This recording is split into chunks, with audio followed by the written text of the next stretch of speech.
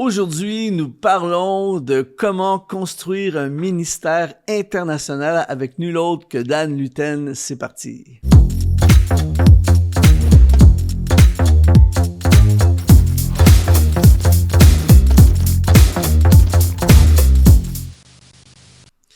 Eh bien, bienvenue sur Exponentiel Podcast. Aujourd'hui, c'est une émission vraiment particulière. On a un invité avec nous et c'est vraiment un invité que j'apprécie énormément et que vous allez apprécier si vous ne le connaissez pas. Et ceux qui le connaissent, j'ai pas besoin d'en dire plus.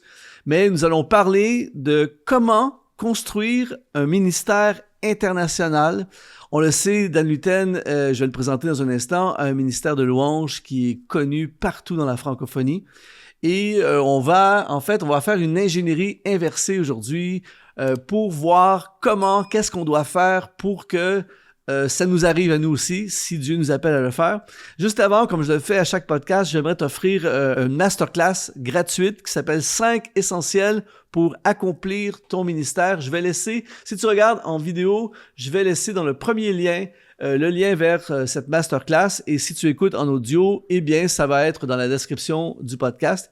5 essentiels pour accomplir ton ministère. Alors aujourd'hui, l'objectif de ce podcast, c'est vraiment de t'équiper pour que tu puisses réussir ton ministère, lancer ton ministère et qui sait, aller au-delà des frontières de ce que tu connais et peut-être même à l'international, c'est possible avec Dieu.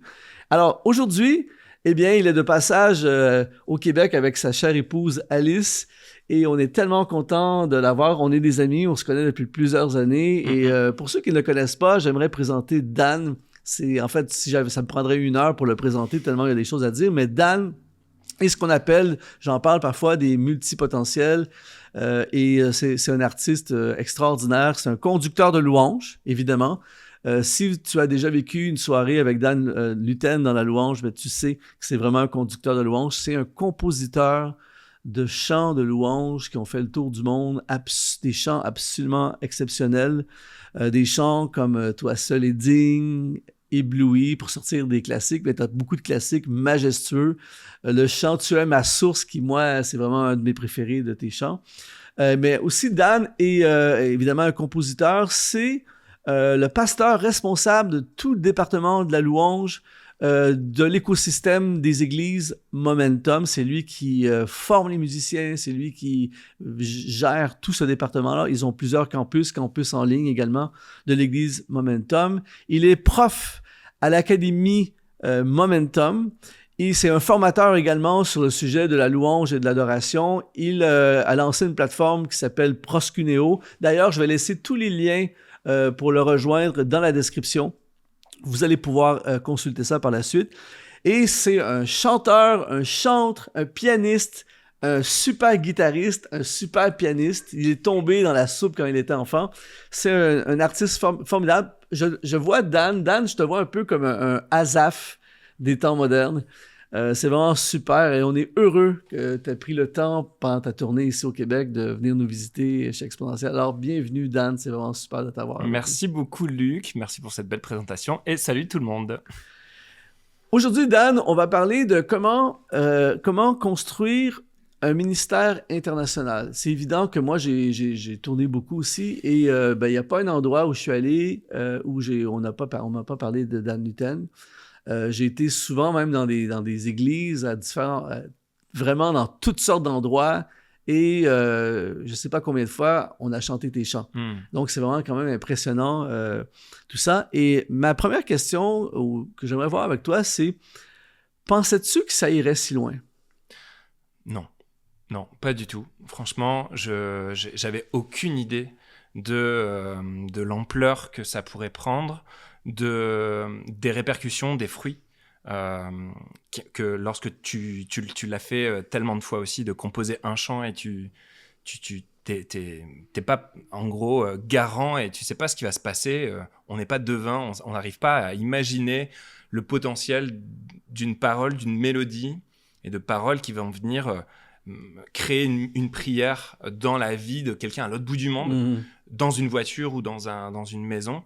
Et en fait, si tu l'imagines, déjà, c'est que peut-être t'as une ambition.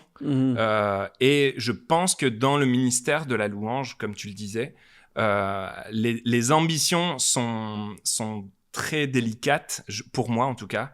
C'est vraiment le comment moi je vis mon ministère, c'est que je laisse Dieu ouvrir les portes. Et donc oui, non, pour répondre à ta question, non, j'imaginais pas du tout cette importance. Quand est-ce que tu as écrit ta première chanson? Ma première chanson, je pense que c'est Mon âme a soif. Mon âme a soif de toi. D'accord. Que j'ai enregistré avec toi sur ça fait quand même Cœur de Lévite. Ça fait quelques siècles de ça. Ça fait quelques siècles. Et ça, c'était ta première compo officielle? C'était ma première compo à moi, effectivement. Les autres, c'était... moi, je tournais quand j'avais 15 ans avec mon futur beau-frère, Jérémy Poulet, que toi tu connais bien aussi. On était 2 jeunes de mon église à Dunkerque et puis on avait fait un groupe qui s'appelait Sortie de secours. Et Jérémy venait... Est-ce que le groupe a pris la sortie de secours? Non, justement, en fait, il a pris c'est que si le concert tourne mal, on prend la sortie. Exactement. Non, en gros, on disait Jésus est la sortie de secours à ta situation. Okay. Et en fait, c'était vraiment de l'évangélisation. On parlait de Dieu. Jérémy venait de se convertir. C'était un parolier, il avait fait un bac L littéraire et donc il écrivait tout le temps. Et puis moi, j'étais le chanteur, le pianiste. Et puis, et en fait, c'est lui qui composait et moi, je chantais ce qu'il composait, mais j'avais jamais vraiment écrit. Et un jour, si vous voulez découvrir toute l'histoire derrière Mon âme a soif, vous pourrez vous procurer le livre qu'on a écrit avec mon épouse, Ma dévotion. On a écrit vraiment toutes les histoires de tous les chants que j'ai composés. D'ailleurs, on va en parler de Ma dévotion, de ce livre-là, justement. Ça va être intéressant. Dan, on va parler aujourd'hui, on veut se focaliser sur comment construire un ministère international. Parce qu'évidemment, avec toi, on pourrait parler pendant des siècles. J'ai tellement de questions, tu n'as pas idée. Mais on parle de comment construire un ministère international. Mais avant, je vais te demander, c'est quoi pour toi le ministère? Pour moi, le ministère, c'est d'être au service de l'Église en tout cas, le ministère de louange. Tu parles du ministère de louange. Pour moi, le ministère de louange, c'est être au service de l'Église pour la connecter à Dieu, au Seigneur, au Roi des Rois, et ne pas être un obstacle. Moi, j'avais tellement aimé à chaque fois que j'avais entendu un message où toi-même, tu disais qu'un jour, il y a un petit garçon qui est au premier rang, et puis il bouge de tous les côtés, et puis en gros, et sa mère, elle lui dit « Mais pourquoi tu bouges autant ?» Il dit, et le petit garçon, il disait « C'est parce que le gars en avant, il me cache Jésus, et j'arrive pas à voir Jésus. » Et en gros, le pasteur qui bougeait dans tous les sens devenait un obstacle. Et en fait, moi, ça m'a parlé en tant que conducteur de louange, parfois, ou en tant que chanteur, en tant que musicien, on peut devenir l'obstacle parce qu'on attire l'attention vers nous au lieu d'aider les gens à connecter avec Dieu. Et il t'est arrivé plein de choses extraordinaires. C'est évident qu'il y a une faveur de Dieu sur ta vie, sur ton ministère, tout ça, sur toi et Alice. Il y a vraiment une faveur sur ce que vous faites. Ma question, c'est quoi le pourcentage, si on peut donner un pourcentage, là, ou est-ce que c'est complètement... Est-ce que tout est intentionnel dans ce que tu... Est-ce qu'il y a beaucoup d'intentionnalité dans ce que tu fais, ou tu es simplement quelqu'un qui est dans le flow et qui se laisse transporter par le flow? Alors, c'est une bonne question. Je dirais que je suis très spontané. Je suis très spontané comme gars. Je pense pas beaucoup au futur. Je suis très, très dans le aujourd'hui, maintenant, et je vais donner mon 100%, mon 200%.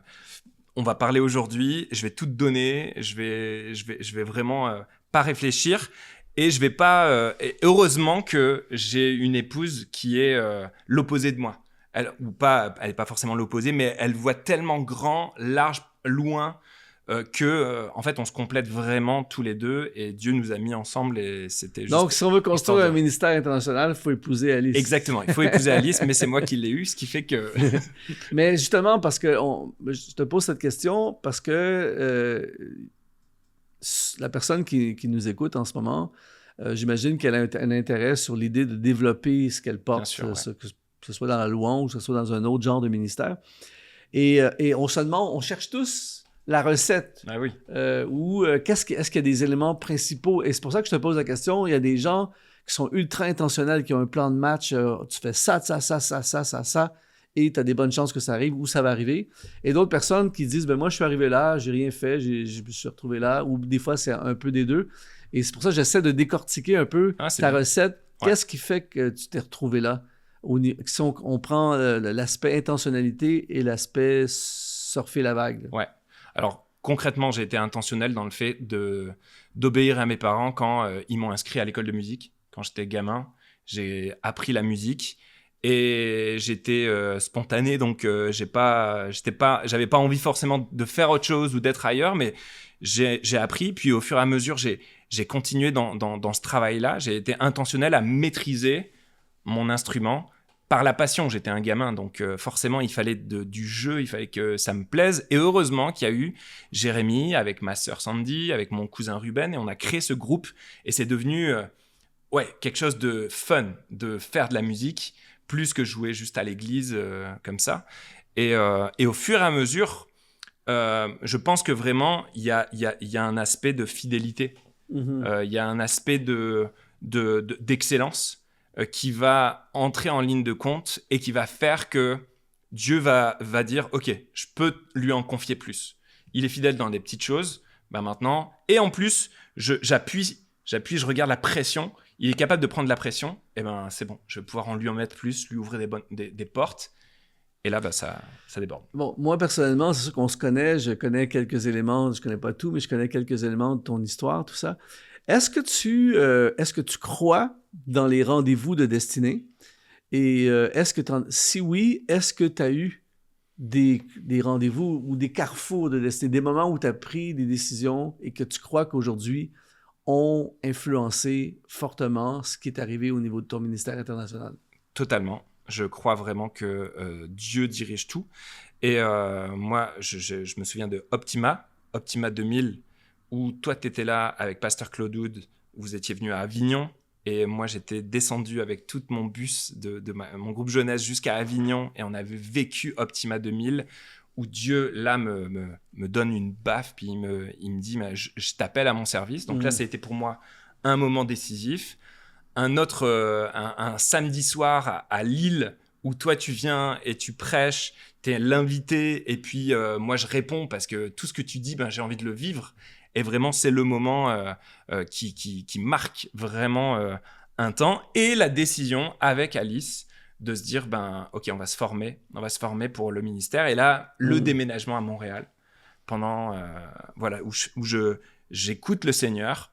Et un jour où, justement, on peut aller vraiment loin, mais où dans ma tête de petit Français, servir Dieu, parce que quand, à Optima 2000, Dieu me dit, je t'appelle à me servir, pour moi, dans ma tête, je ne suis pas du tout dans la louange.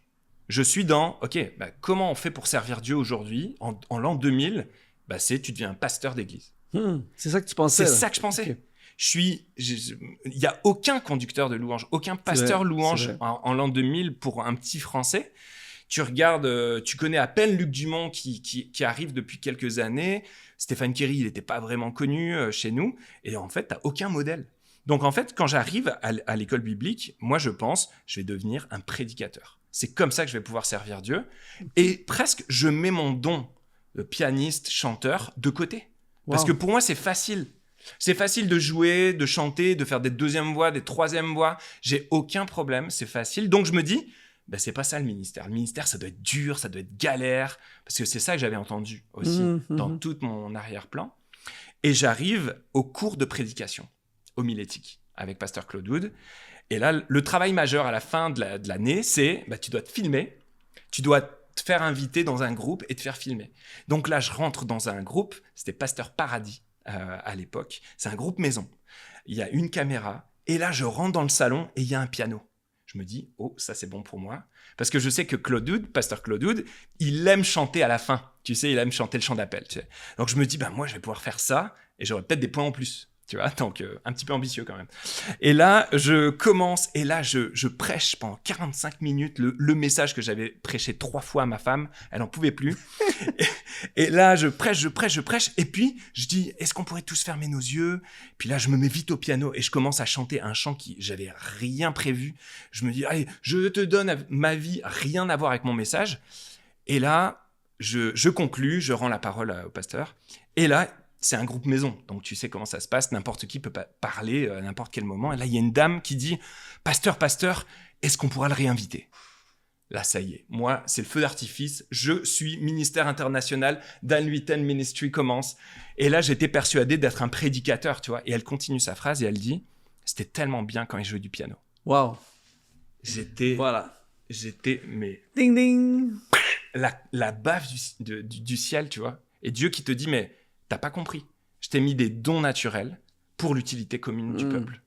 Et c'est à ce moment-là que j'ai compris. Là, c'était un kairos aussi, tu vois. Je vais t'inviter pour ma formation sur la puissance des talents. C'est-à-dire que ça fait des années que je dis que tes talents sont la porte d'entrée de ta destinée. Exactement. Et ben voilà, tu vois, ce soir-là, t'as fait ton travail pour prêcher, mais ton talent a activé tout le reste. Exactement. Wow. Quand tu es au bon endroit et que tu fais ce que tu es censé faire, Dieu ouvre le ciel, même si tu l'as pas préparé, alors que tu peux travailler comme un dingue, le prêcher 3 fois à ta femme, puis en fin de compte, bah, c'est bien. C'était une belle pensée, mais Dieu a pas ouvert le ciel.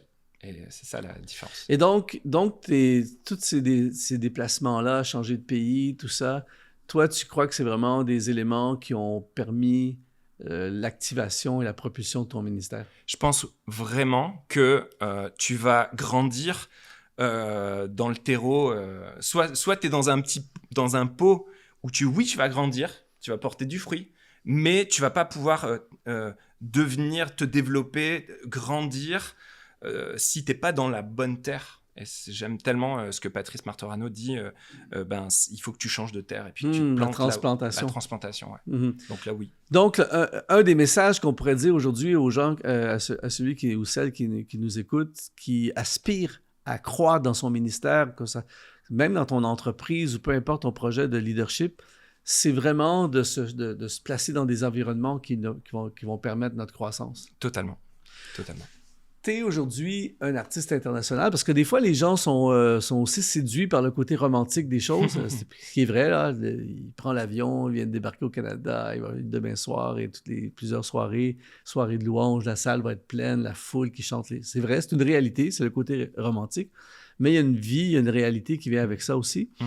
Et une des questions que j'aime poser aux gens, et surtout à toi, j'ai envie de te la poser, c'est: as-tu de la pression?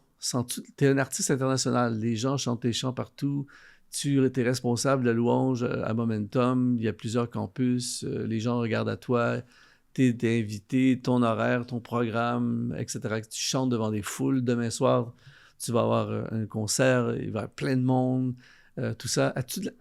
Ressens-tu de la pression? En fait, non, je la refuse. Je pense vraiment que la pression, c'est toi qui autorise les gens à te mettre cette pression.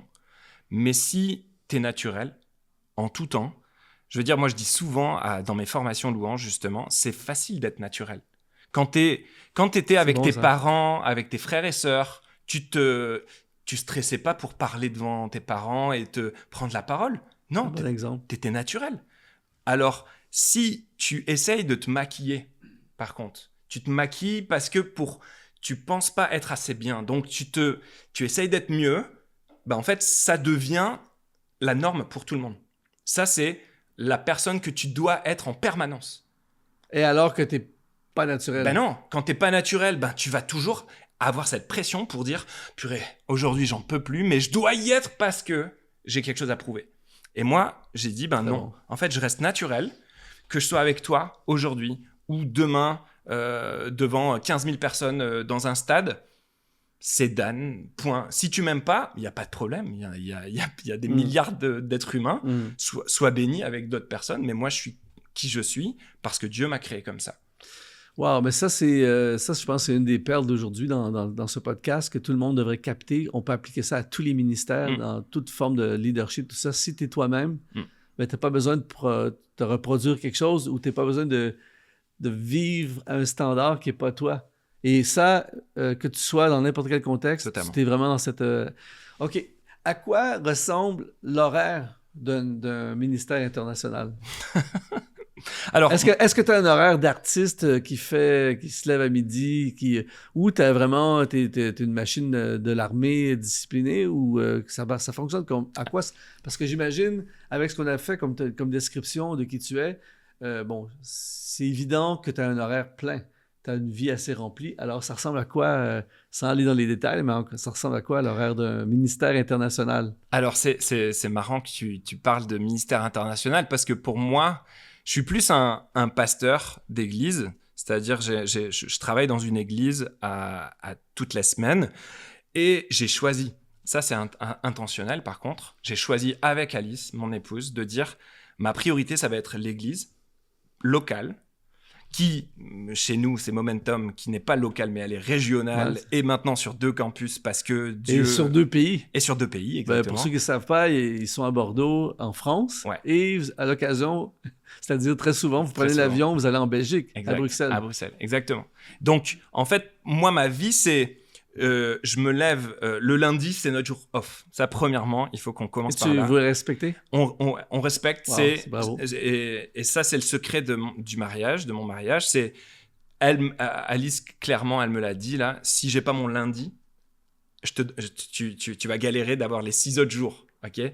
Si j'ai mon lundi, tout va bien se passer toute la semaine. Donc le lundi, on va appartient à c'est dur de t'appeler. Exactement. Tu m'auras pas. J'ouvre pas mon téléphone et j'essaye de pas ouvrir mon téléphone, mais voilà, il appartient à Alice. Et comme ça, après ça, le mardi, je vais à l'église. Je travaille au bureau, je vais faire des staffs, je vais faire des comités. Mais non, j'ai pas du tout un horaire d'artiste parce que pour moi, je suis pas un artiste. Je sais que souvent, les artistes me disent que je suis un artiste parce que j'ai créé de l'art, mais moi, je me sens plus comme un conducteur de louanges et un pasteur d'un département de louanges, de gens, de musiciens, de chanteurs, un compositeur, oui, si tu veux, mais je n'ai pas du tout d'horaire. J'ai pas du tout d'horaire d'un artiste qui va se lever et qui va sentir le vent par où on écrit aujourd'hui. OK, c'est ça. Donc, parce que moi, je veux vraiment j'essaie de décortiquer un peu la recette pour réussir, sachant très bien que c'est différent pour chaque personne, mais il y a des principes qu'on peut aller chercher. Ouais. Et donc, moi, parce que j'ai connu beaucoup et t'en connais toi aussi, des gens extrêmement talentueux comme toi, mais qui n'arrivent jamais à concrétiser quelque chose parce que justement, il y a un manque de méthodologie, un manque de structure, un manque de discipline, tout ça. Donc, si je comprends bien, il y a ça dans ta vie. Il y a ça, bien sûr, et ça, c'est grâce à Alice. Franchement, si j'avais pas Alice, je serais pas du tout le même homme. Je serais pas du tout... OK, donc la deuxième partie du podcast, on va te demander de partir, on va demander à Alice. Mais clairement, si... C'est Alice qui a la recette. C'est Alice qui me structure, en fait, et qui me permet de faire ce que moi je sais faire, c'est chanter. C'est effectivement quand elle va me programmer des temps de composition, elle va me dire, OK, je t'ai planifié, jeudi, tu vas... OK, mais là, tu dis quelque chose d'important. Je pense que c'est important que les gens captent. C'est-à-dire que dans ce que tu es en train de dire, dans ton cas à toi, c'est ton épouse. Mais tu as une grande explication là qui pourrait aider beaucoup de gens qui veulent recevoir ce message. Proverbe 1,5, que le sage écoute et il augmentera son savoir. Ça ne dit pas que l'insensé écoute et il deviendra sage. Exact. Ça dit que le sage écoute. Donc, il faut être sage pour devenir encore plus sage. Et donc, le message que je reçois aujourd'hui de ce que tu es en train de dire, c'est qu'on devrait avoir quelqu'un avec un S, plusieurs personnes s'il faut, mais quelqu'un qui va en fait contrebalancer nos faiblesses. Exactement. Et totalement. Dans ton cas, c'est génial parce que c'est ton épouse, mais si quelqu'un c'est pas son épouse ne peut pas apporter cette dimension-là, n'a pas ces dons-là, quel conseil tu donnerais? C'est de trouver, de chercher, de prier. Je pense vraiment que c'est Dieu qui va créer les connexions divines et qui va envoyer la personne, qui va combler tes faiblesses, qui va, et ensemble, créer un partenariat qui va aller faire la différence, en fait.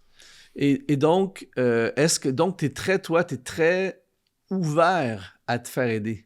Ah, moi, je suis totalement ouvert à me faire aider. Ah, mais là, on est en train de sortir de la recette, là. On est en train de sortir. Parce que, en fait, moi, j'ai connu, je ne vise personne en ce moment, mais des artistes extrêmement talentueux mais que c'est un peu n'importe quoi leur organisation. Ils ne retournent pas les messages, tu les appelles, ça prend 6 mois avant qu'ils te retournent et finalement ils ne te retournent pas. J'ai entendu des histoires d'horreur d'artistes qui se présentent, qui arrivent au concert à l'heure du concert, etc., etc. Ok. Des choses comme ça et qui finalement nuisent à leur réputation ou ils n'arrivent pas à amener à l'existence. Et en même temps, je ne reproche pas à ces artistes-là dans le sens où il y a des gens qui n'ont pas les dons. Organisation. Moi, je crois vraiment que c'est des dons, l'organisation, la Totalement. gestion, tout ça. Et donc, mais si on ne s'entoure pas de personnes compétentes, on peut littéralement passer à côté de... Il y a des artistes qui auraient pu être internationaux Exactement. et qui, finalement, sont même pas restés locaux. Et donc, on veut rendre hommage à Alice, évidemment. Je confirme, je la connais. C'est vraiment une femme extraordinaire. Mais j'encourage chaque personne qui écoute ce podcast en ce moment, trouve quelqu'un, même si tu es un prédicateur, trouve quelqu'un qui t'aide dans les éléments, dans les sphères que tu n'as pas. Je pense que c'est vraiment essentiel. Je te pose une question. Il y a j'enseigne dans une de mes formations, je ne vais pas faire l'enseignement, mais j'enseigne on a tous... en fait, une des choses que j'aurais aimé savoir quand j'ai commencé dans le ministère, là, c'est le principe suivant. C'est qu'il y a le moteur, il y a ton âge, puis il y a la capacité de porter la pression. C'est-à-dire qu'il y a des gens qui ont un gros moteur, un petit moteur, un moyen moteur. Les voitures, tu as des 4 cylindres, 6 cylindres, 8 cylindres. Et un 8 cylindres, tu peux avoir un 4 cylindres turbo, mais ça ne fera pas néccerement le boulot d'un 8. Ça ne pourra jamais faire ce qu'un 8 cylindres fait. Ensuite, il y a l'âge, ce que tu fais à 18 ans puis ce que tu fais à 68 ans, c'est pas la même énergie. Ouais. Et aussi, et ça c'est un des facteurs vraiment importants, c'est là-dessus que je veux m'arrêter en ce qui me concerne, c'est la capacité de porter la pression. C'est-à-dire, je ne sais pas si tu as vu des films, là, des histoires de Elvis Presley, Whitney Houston, c'est des talents exceptionnels, mais qu'on a catapultés dans des sphères de pression qu'ils ont tués, en fait. Bon, on est d'accord, c'est pas dans l'univers de la louange, tout ça, mais ils ont été mis sous des pressions énormes. Et toi, la question, c'est est-ce que tu crois que pour avoir un ministère, toi, dans ton... Tu sais, t'as international, t'as global et t'as local. Toi, t'es comme un glocal. Tu sais, c'est global et local en même temps. Mais justement, pour faire tout ce que tu fais, pour... débarquer de l'avion, puis le lendemain, tu fais un concert, de voyager, d'aller sur un autre campus, tout ça. Est-ce que tu crois que ça prend, pour faire un ministère international, est-ce que tu crois que ça prend une grande capacité à porter la pression? Et est-ce que tu as une grande capacité à porter la pression?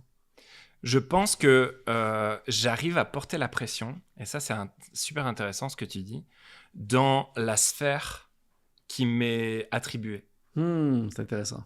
Et en fait, ma sphère à moi, c'est les chrétiens de l'Église. Tu me mets...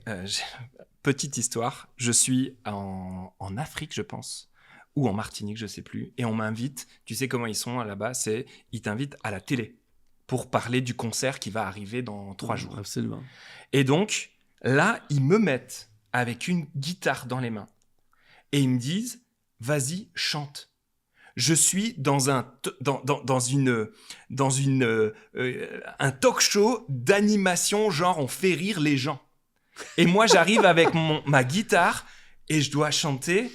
Le chant le plus connu, c'est Ébloui. Ce qui fait que je chante Ébloui. On rentre dans une atmosphère de... Exactement. Devant des jeunes qui sont juste... En plus, t'as deux gars qui disent « Applause on rigole !» Et puis, en fait, c'est pas du tout ma sphère.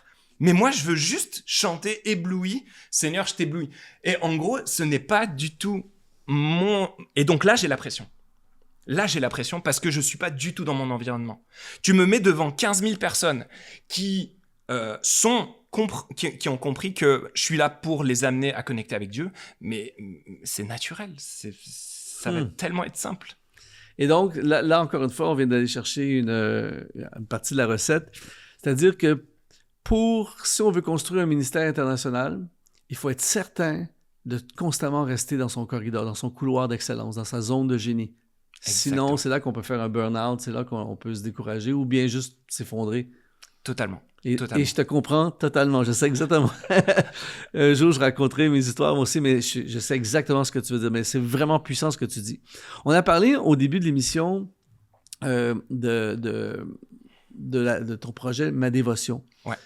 Un des facteurs que j'ai observé au travers de ton ministère au fil des ans et qui, je pense, est une des clés que les gens doivent capter aussi aujourd'hui pour construire un ministère international, c'est l'évolution, l'adaptation et la métamorphose et la diversité de ce que tu fais. C'est-à-dire que tu as fait des albums avec Nouvelle Vie à l'époque, tu as développé des propres albums, tu fais des albums avec Momentum, tu fais des trucs en solo, des trucs avec un groupe.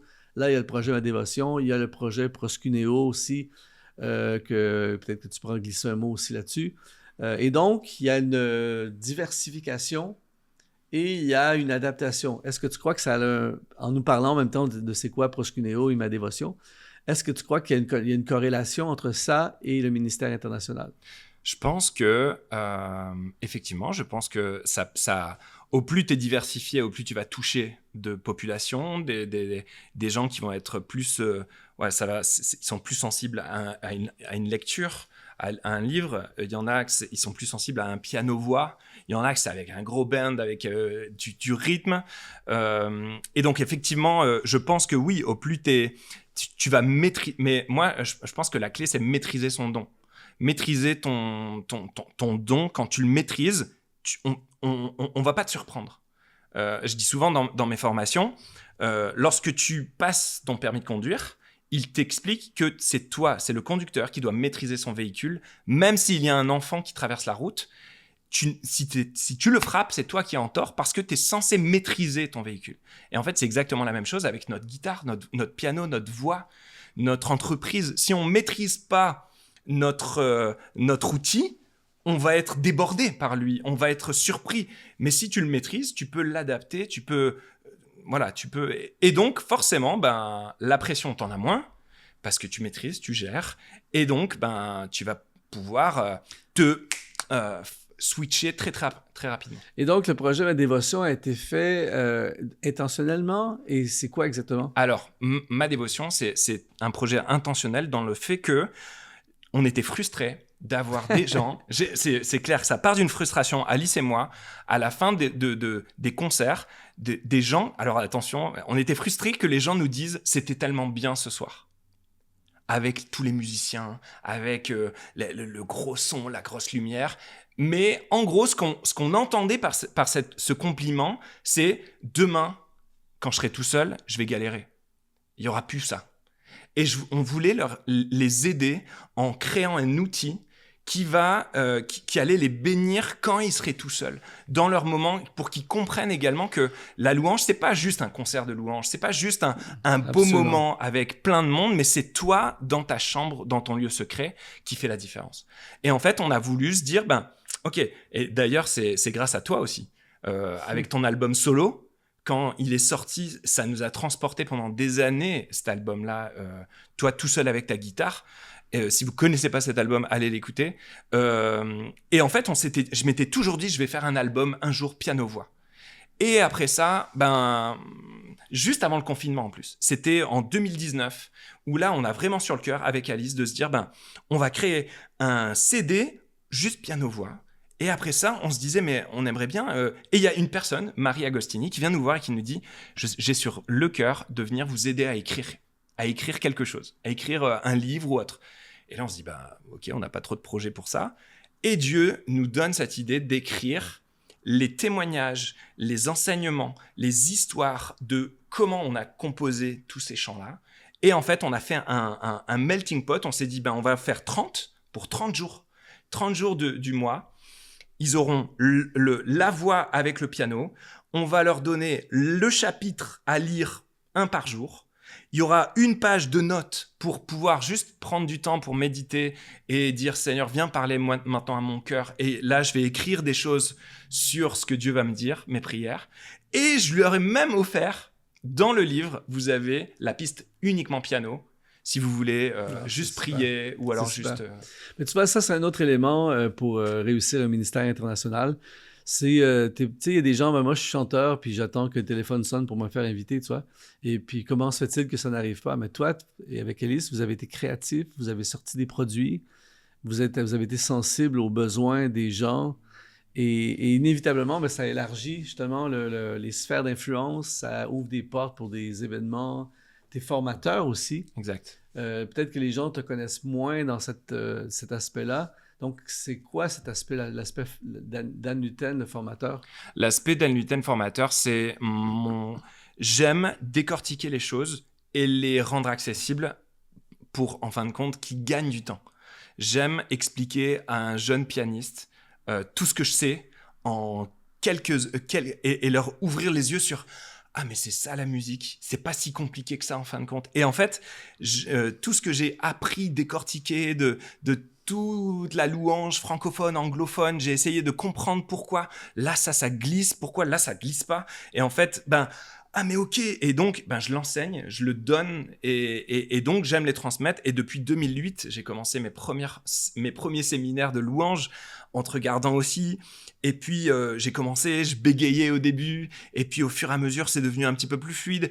Et je suis quelqu'un qui a découvert il n'y a pas si longtemps que ça, on va dire il y a une dizaine d'années, que l'être humain, et surtout le français, je te dirais, mais l'être humain regarde beaucoup à ses faiblesses. Mm-hmm. Mais on ne regarde pas assez à nos forces. On se connaît pas réellement.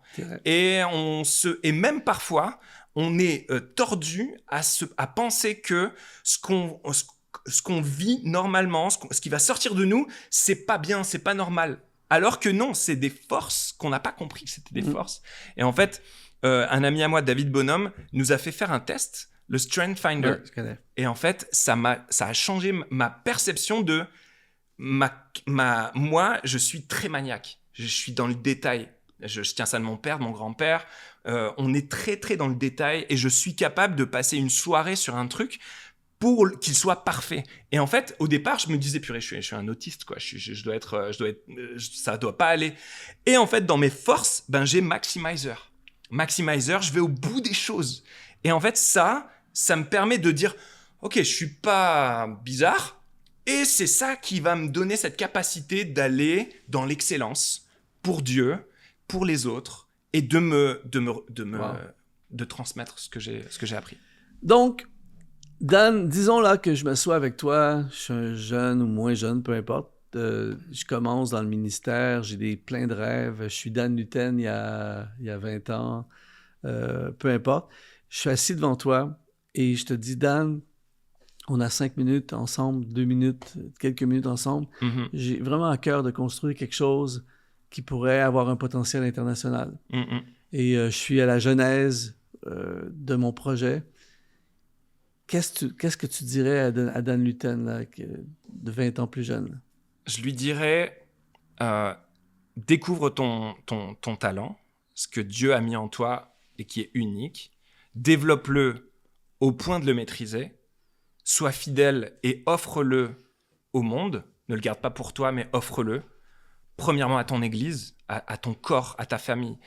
La grande tentation des artistes, c'est de se déconnecter du cocon familial. Mm-hmm. Et en fait, c'est ça qui va les perdre à un moment donné. Pas tout de suite. Tout de suite, c'est le fun, c'est beau. Il n'y a rien de plus cool que d'être invité.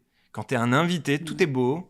On te met le tapis rouge et tout est beau. Sauf que, en fait, si tu n'es pas connecté à un cocon qui te connaît, qui t'aime malgré tes faiblesses, malgré tes défauts, tu vas t'envoler, bon. En fait. C'est très, très bon. Moi, je te dirais, Dan, sois fidèle, parce que c'est ce que Dieu te demande. Dieu te demande 2 choses, d'être bon et d'être fidèle. Si tu es bon avec les autres, tu vas les aimer comme toi-même, c'est le 2e commandement.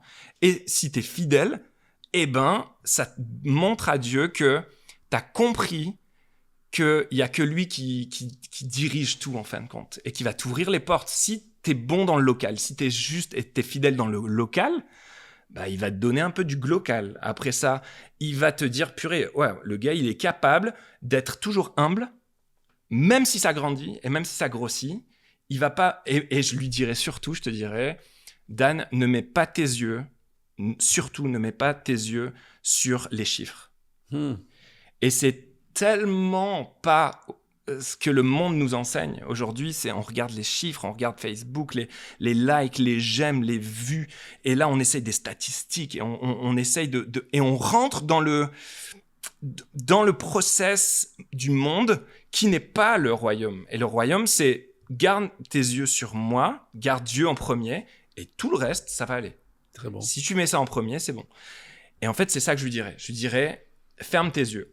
Moi, j'avais tellement aimé ce que Pasteur Marc Lecomte, notre président et notre directeur de l'école biblique, nous avait enseigné, c'est garde un œil aveugle et une oreille sourde au monde.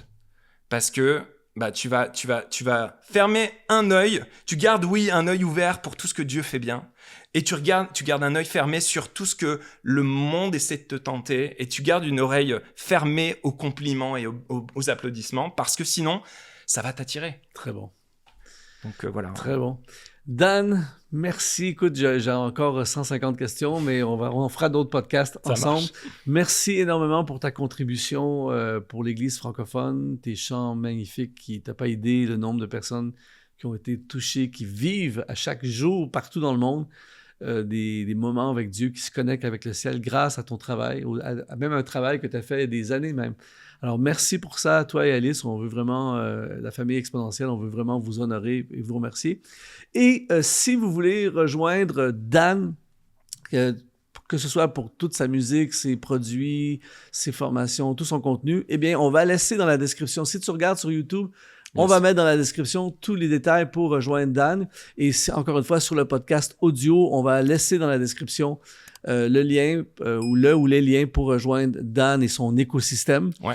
Et puis, je t'encourage également à te connecter à la masterclass 5 secrets pour réussir ton ministère. Je t'encourage vraiment à rejoindre ce programme. Et on veut vraiment te dire merci, Dan.